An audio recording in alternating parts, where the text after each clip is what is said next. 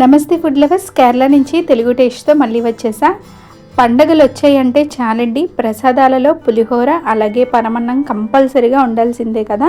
కానీ బెల్లంతో చేసేటప్పుడు పాలు విరిగిపోవడం, తిక్కుగా అయిపోవడం అవుతూ ఉంటుంది. అలా కాకుండా నేను చెప్పే ఈ చిన్న చిన్న సీక్రెట్స్ ఫాలో అయితే చాలు, మనం చేసే పరమాన్నం పాలు విరగకుండా మంచి క్రీమీగా చాలా టేస్టీగా వస్తుంది.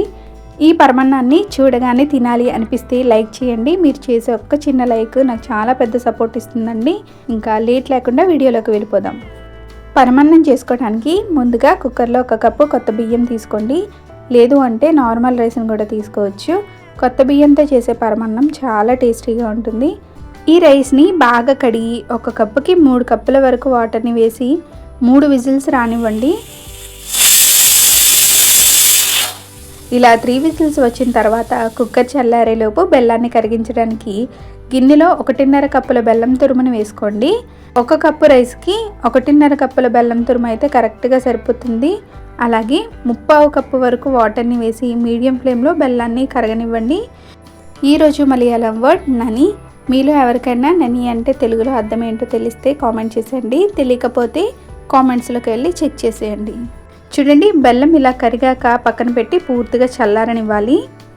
ఇప్పుడు స్టవ్ మీద ప్యాన్ని పెట్టి 1.5 టేబుల్ స్పూన్ నెయ్యి వేసి, నెయ్యి హీట్ అయ్యాక ఇలా చిన్నగా కట్ చేసిన కొబ్బరి ముక్కల్ని వేసి గోల్డెన్ కలర్ వచ్చే వరకు మంచిగా వేపుకోండి. పరమన్నంలో కొబ్బరి టేస్ట్ చాలా బాగుంటుంది. మీలో ఎంతమందికి ఇష్టమో కామెంట్స్లో చెప్పేయండి. కొబ్బరి ముక్కలు కొంచెం వేగిన తర్వాత దీంట్లోకి జీడిపప్పులు అలాగే బాదం వేసి వేపుకుంటే 2-3 నిమిషాలకి ఇలా మంచిగా గోల్డెన్ కలర్లోకి వచ్చేస్తాయండి. అప్పుడు కిస్మిస్లను కూడా వేసి, కిస్మిస్ ఇలా కొంచెం ఉబ్బి మనం వేసిన డ్రై ఫ్రూట్స్ అన్నీ గోల్డెన్ కలర్లోకి రాగానే ప్లేట్లోకి తీసేసుకుందాము. ఇప్పుడు ఇదే ప్యాన్లోకి 1/2 లీటర్ వరకు పాలను వేసి పాలను బాగా మరిగించుకోవాలి. టెంపుల్ స్టైల్ పులిహోరని ఎలా చేయాలో కూడా వీడియో చేశానండి. మీకు ఇంట్రెస్ట్ ఉంటే డిస్క్రిప్షన్లో లింక్ ఇస్తాను, వెళ్ళి చూసేయండి.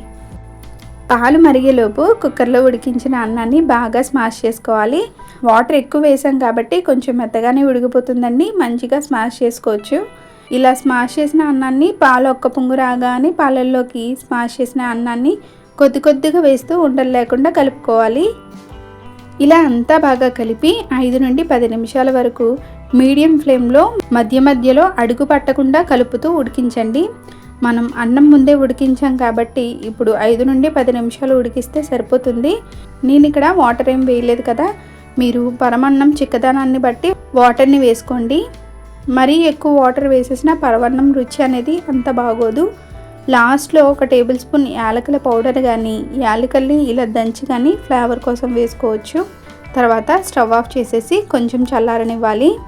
ఇలా చల్లగా అయిన పాలన్నంలోకి బెల్లం కరిగించిన వాటర్ని వేసుకోవాలి.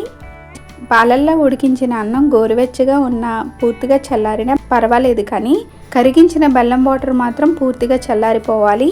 అప్పుడే ఇలా ఫిల్టర్ చేస్తూ వేసుకోవాలన్నమాట. బెల్లం పాకం వేడిగా ఉన్నప్పుడు కనుక పాలల్లో వేసి కలిపేస్తే పాలు విరిగిపోతాయండి. అందుకే కరిగించిన బెల్లం అనేది పూర్తిగా చల్లారిపోవాలి. తర్వాత బాగా కలుపుకోవాలి. లాస్ట్లో మనం నెయ్యిలో వేయించి పెట్టుకున్న డ్రై ఫ్రూట్స్ని కూడా వేసి అంతా కలుపుకోండి. అంతే, బెల్లం పరమాన్నం రెడీ అయిపోయింది. పండగల్లో ఎక్కువ నైవేద్యాలు చేస్తూ ఉంటాం కదండి, మనకు అస్సలు టైం సరిపోదు. అలాంటప్పుడు ఇలా ఫాస్ట్గా చేసేయచ్చు అనమాట. ఈ పరమాన్నాన్ని వరలక్ష్మి వ్రతానికి కానీ, వచ్చే వినాయక చవితికి కానీ నైవేద్యంగా చేయొచ్చు. మనకి స్వీట్ తినాలి అన్న అప్పటికప్పుడు చేసి తినేయచ్చు అనమాట. ఈ వీడియో నచ్చితే లైక్ చేసి వెంటనే సబ్స్క్రైబ్ చేసుకోండి. ఇలాంటి మరెన్నో ఇంట్రెస్టింగ్ రెసిపీస్తో మీ ముందుకు వస్తాను. Thank you for watching.